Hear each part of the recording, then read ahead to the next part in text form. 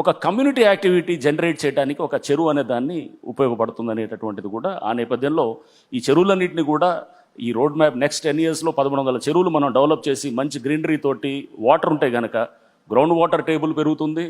నాకు మన ఎవరో కుకట్పల్లి నుంచి వచ్చారు కొంతమంది, వాళ్ళు వచ్చి సార్ ఈసారి మా దగ్గర చెరువులు పుష్కలంగా నీళ్లు ఉన్నాయని చెప్తున్నాను అనమాట. ఏంటంటే ఇది మీరు ఆ చెరువు డెవలప్ చేశారు, దాంతో మాకు చుట్టూ ఇంతకుముందు నీళ్ళు ఉండేది కాదు, అసలు ట్యాంకర్లు పోయేవాళ్ళం, మేము ఎవరో ట్యాంకర్స్ పెట్టలేదు ఆ చుట్టుపక్కల ఉన్న వాళ్ళని. So we felt very happy. So this is the long term benefit. మీకు గ్రౌండ్ వాటర్ లెవెల్స్ పెరుగుతాయి, ఎన్వైరన్మెంట్ బాగుపడుతుంది, ఈ కబ్జాలు ఇవన్నీ కూడా నియంత్రించడం జరుగుతుంది.